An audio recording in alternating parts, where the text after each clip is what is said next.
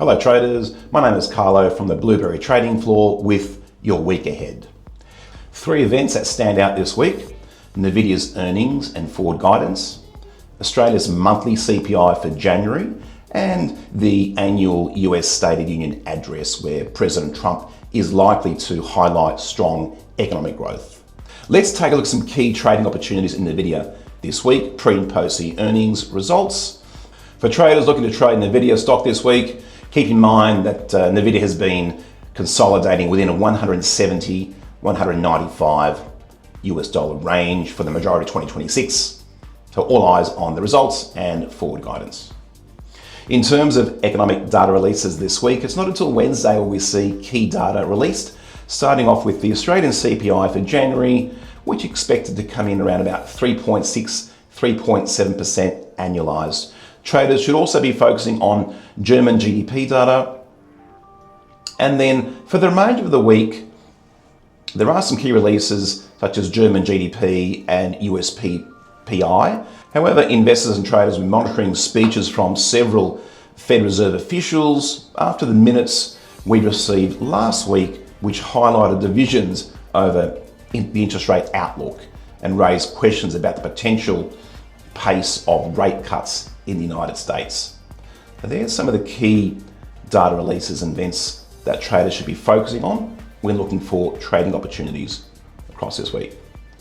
Let's take a look at some of the products that might be top of mind for traders this week.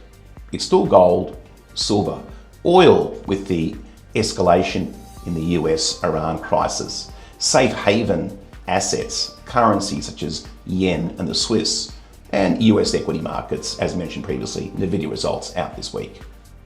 For traders trading gold this week, let's take a look at the daily chart.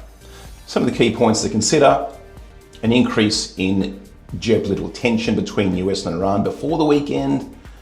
Gold has actually pushed above 5,100 as a result of that.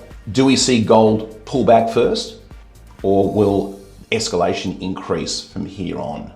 Now, technically, gold has been unable to get above 5,100 for a month. We're almost there now, so keep an eye on that level. If we can break 5,100, there might be a quick move up to the previous levels that we saw at the end of January. Stochastics are looking pretty strong in terms of supporting potential further upside in gold. You've got stochastics oscillating down below, above the 80 level. Any dips are likely to be supported around that 20-day EMA, which I have in yellow at around 4,960. In currencies, the Aussie and Aussie crosses have been popular amongst traders this week.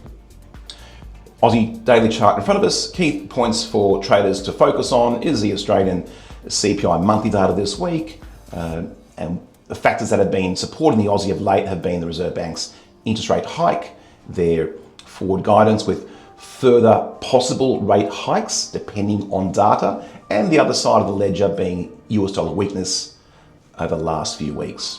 Technically, the Aussie's in an uptrend. You can see for the majority of 2026, prices have stayed above the yellow line. The yellow line is the 20-day exponential moving average. It comes in today around 70.15, so that is likely to be support going forward over the next few trading sessions. In terms of resistance, we do need to break above 71.50, which was a high made a week and a half ago. And finally, US equity markets will be closely watched this week, with Nvidia reporting after the market close on Wednesday. Now, for traders trading the NASDAQ, I have the daily chart in front of me. You can see here that prices have been fluctuating quite wildly within a broad range of 24,000 to 26,200. So prices have been hemmed in. It has been a trader's market, but Nvidia results may be a catalyst for a large breakout, either below 24,000 or above 26,200 this week. That's the week ahead. Thank you for watching. Good luck with your trading, whether you're trading the Aussie or the NASDAQ or gold or other products, and I'll see you in the next video.